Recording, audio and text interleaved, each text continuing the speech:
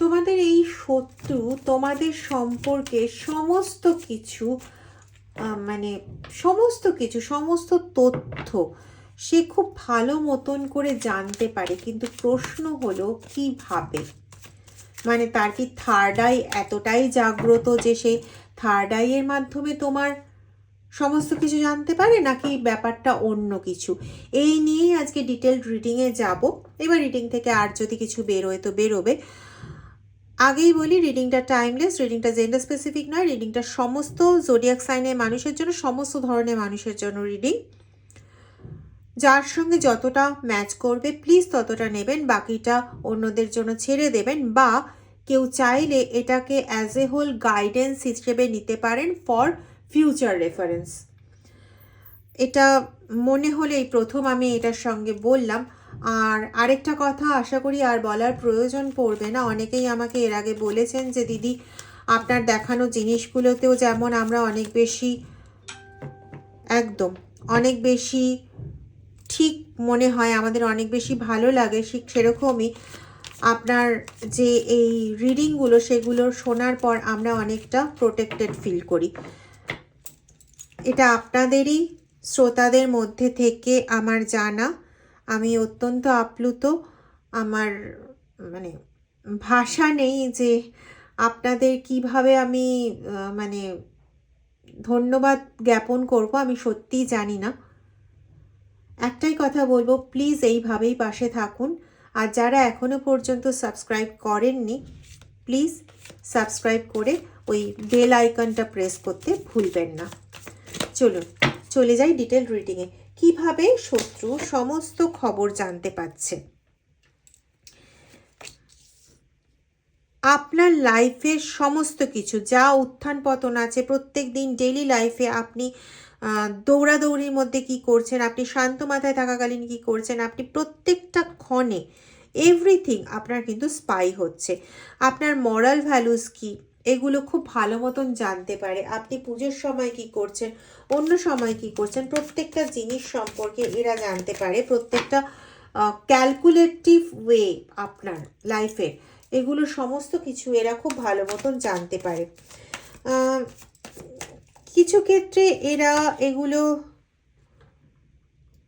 জানার চেষ্টা করে যাতে আপনার পূর্ণ ধ্বংস করতে পারে। ওই যে বলে না, কফিনের শেষ পেরেক পোতা, এটা যাতে ওরা করতে পারে।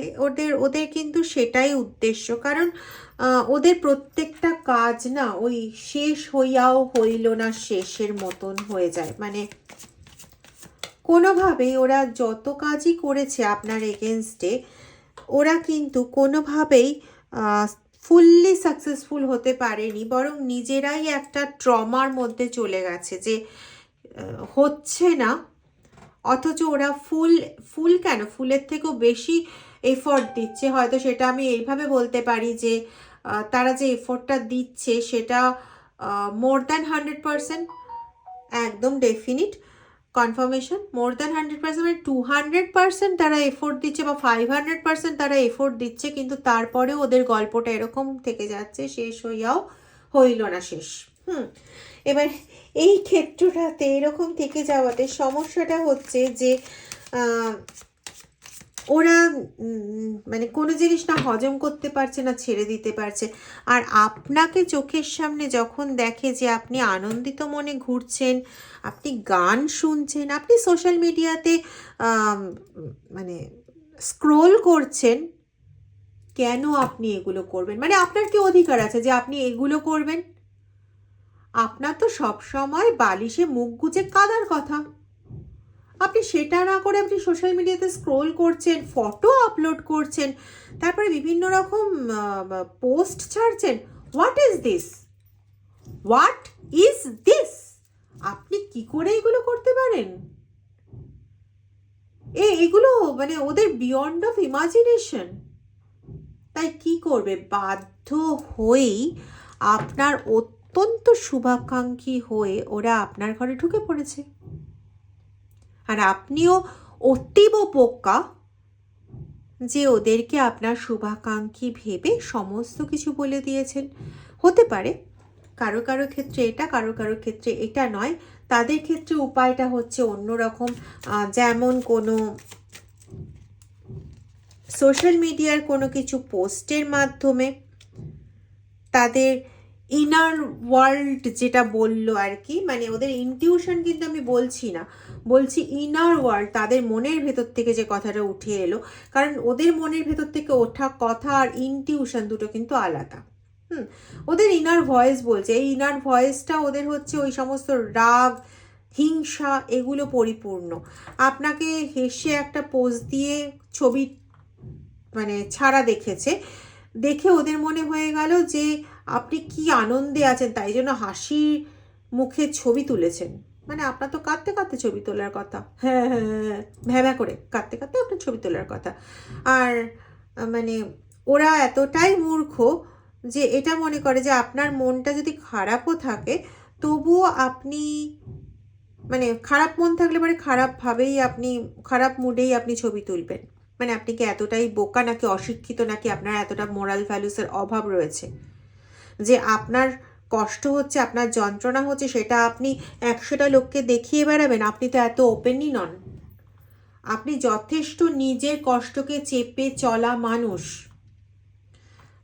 প্রায় এমন টাইপের মানুষ যে, আমি একটা মানে জাস্ট উদাহরণ বলছি, যে শ্বশুরবাড়িতে কোনো রকম অশান্তি ঘটেছে বা কোনো কিছু ঘটেছে, সেটা আপনি বাপের বাড়িতে জানতে দেন না, অথবা ভাইস ভার্সা, যে বাপের বাড়িতে বাবা মায়ের সঙ্গে কোনো রকম সমস্যা হয়েছে বা ভাই বোনের সঙ্গে কোনো সমস্যা হয়েছে, সেটা আপনি শ্বশুরবাড়িতে বা আপনার হাজব্যান্ডকে অবধি বা আপনার ওয়াইফকে অবধি জানতে দেন না।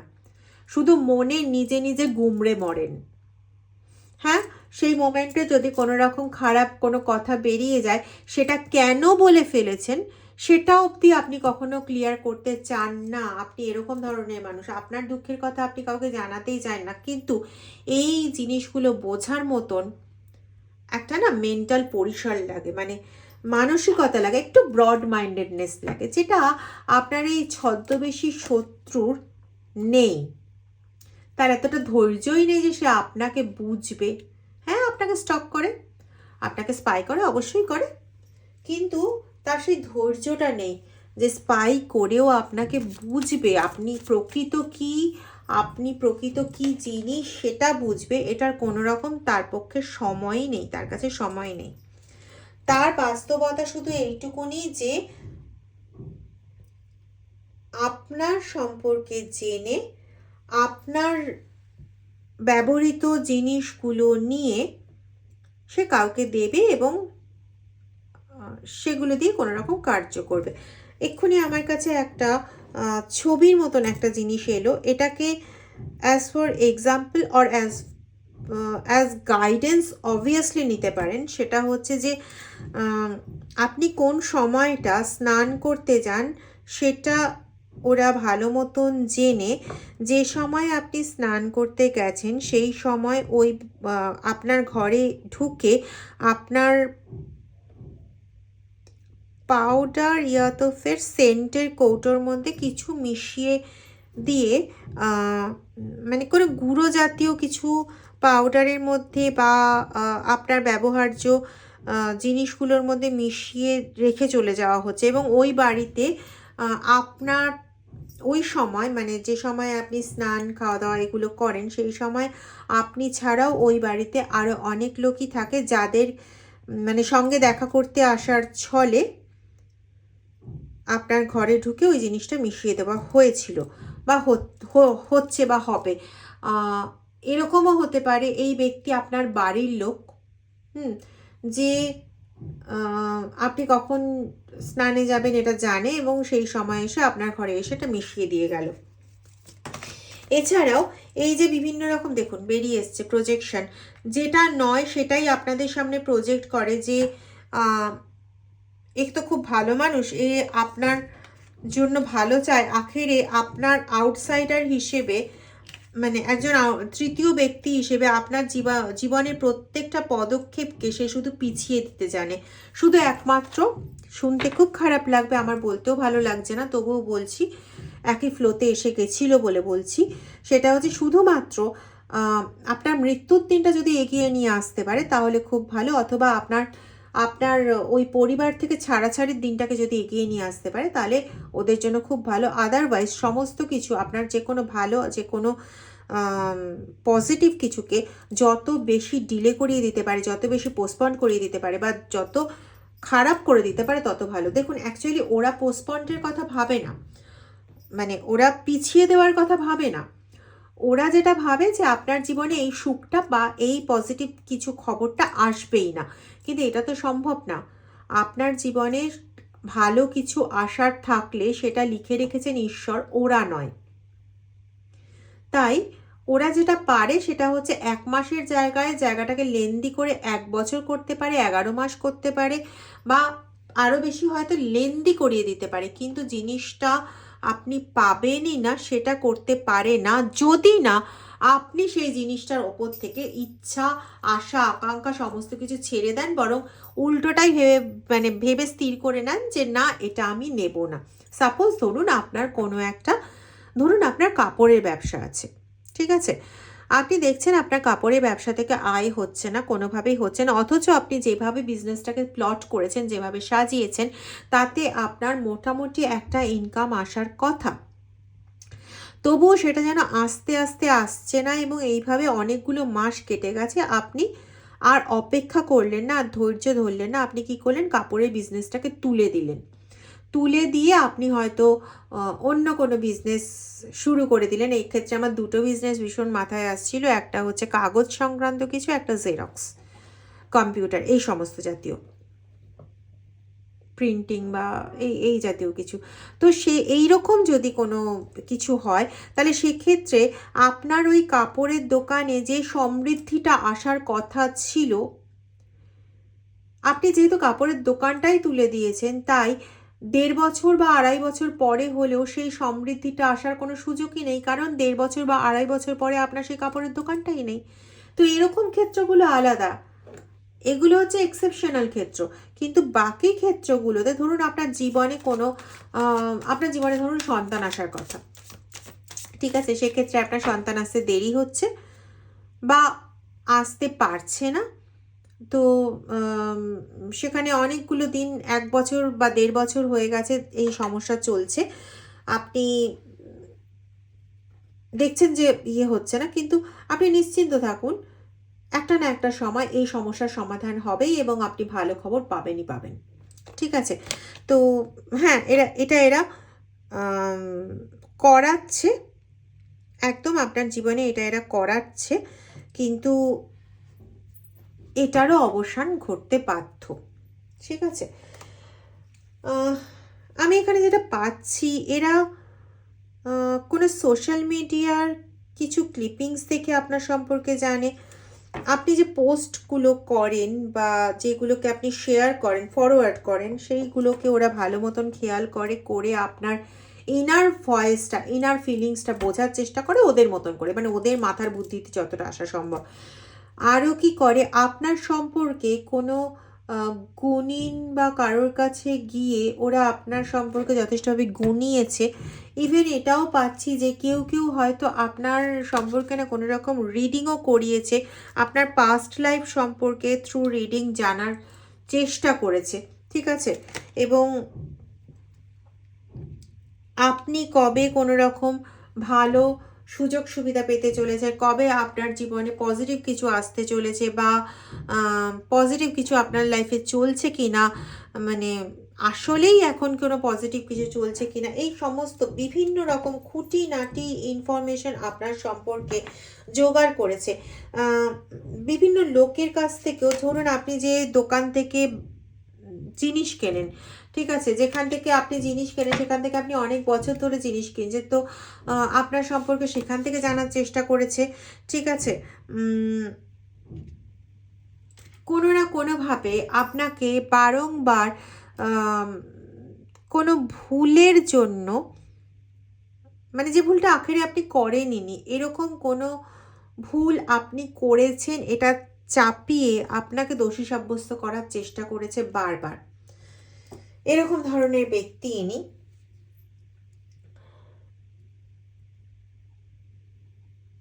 বিভিন্ন লোকের কাছ থেকে তো বললাম, যেমন দোকানের লোকের কাছ থেকে হতে পারে, আপনার বাড়ি নিচে হয়তো কোথাও না জলের কল আছে যেখান থেকে সবাই জল নিয়ে যায়, বা কেউ কেউ জল নেয় বা হাত পা ধোয়, ওরকম জায়গার থেকে আপনার সম্পর্কে কোনো রকম ইনফরমেশন কালেক্ট করেছে, ঠিক আছে? এরকম একটা ইয়ে পাচ্ছি। আপনার বাড়ির নিচে হয়তো বেশ কিছু মানুষ, চায়ের দোকানের ওখানে বেশ কিছু মানুষ হয়তো থাকে রেগুলার বেসিসে, তাদের কাছ থেকে কিছু খবর, আপনার বাড়ির কাজের লোকের থেকে খবর। হতে পারে এই আপনার কোনো প্রতিবেশী যে আপনার মানে বাড়িতে কোনো জানলা দিয়ে দেখতে পায় আপনি কোথায় যাচ্ছেন, বা রান্নাঘরে যাচ্ছেন কিনা, বা বেডরুমে বসে আছেন কিনা, ইত্যাদি ইত্যাদি, বা আপনার পার্টনার কি করছে, এই জাতীয় খোঁজ খবরগুলো, মানে ভীষণ ইনকুইজিটিভনেস, ঠিক আছে? এখানে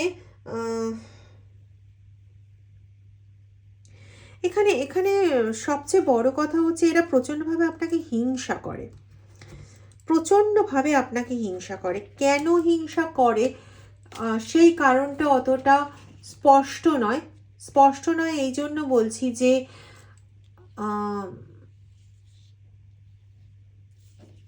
কারো কারো ক্ষেত্রে পাচ্ছি যে আপনাদের এত টাকা পয়সা আছে, ওদের অত টাকা পয়সা নেই, একটা কম্প্যারিজন থেকে হিংসা। কখনো হয়তো আপনার কাজের লোক যে আছে সে, এটা ওদের নেচার হয়ে থাকে, অনেক সময় বলে ওই বাড়ির থেকে আমাকে এই জিনিস দিয়েছে, ওই জিনিস দিয়েছে, সেই জিনিস দিয়েছে, এবং এই ক্ষেত্রে বেশিরভাগটাই ওরা ভীষণ বাড়িয়ে চড়িয়ে বলে। তো এটাকেও সত্যি ধরে নিয়ে একটা ওখান থেকে একটা হিংসার ব্যাপার। আপনি বাড়িতে যে পর্দা ইউজ করে, মানে খুব ছোটোখাটো ব্যাপারে প্রচণ্ড হিংসা করে, মানে খুব ছোটোখাটো ব্যাপার, এমন নয় যে বিশাল বড় কোনো ব্যাপার নিয়ে হিংসা করছে। অবশ্যই বড় কোনো ব্যাপার নিয়ে তো, যারা এই ছোটোখাটো ব্যাপার নিয়ে সবসময় আপনার পেছনে পড়ে রয়েছে, হাত ধুয়ে পড়ে রয়েছে, তারা বড় কোনো ব্যাপার নিয়ে হিংসা করবে না, এটা তো হতেই পারে না। কিন্তু বড় ব্যাপার নিয়ে এরা হিংসা করে, কিন্তু তার থেকেও বেশি হচ্ছে এদের হিংসা হচ্ছে যে যে কোনো কিছু এদের হিংসার বিষয়বস্তু, ঠিক আছে? কিছু ক্ষেত্রে না এরকমও পাচ্ছি যে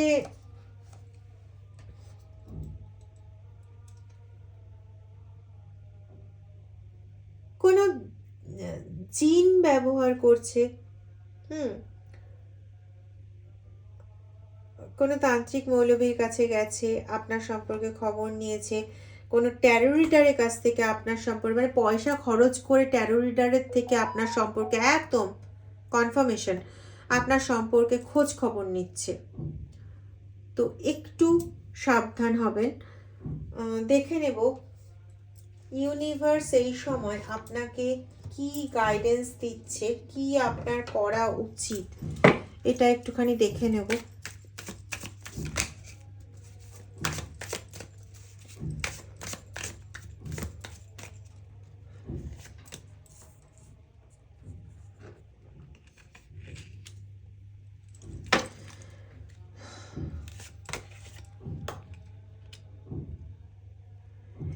ওই ডেকে বেরিয়েছিল, মনে আছে, যে আপনাকে বিভিন্নভাবে গিল্ট ফিল করানোর চেষ্টা করছে যে আপনি এই দোষ করেছেন, ওই দোষ করেছেন, হালাকি আপনি ওই দোষ করেননি, কিন্তু আপনাকে দিয়ে গিল্ট ফিল করাচ্ছে, আপনি ওইটা নিয়েই ভেবে যাচ্ছেন যে আপনি এতটা ক্ষতি করে ফেললেন।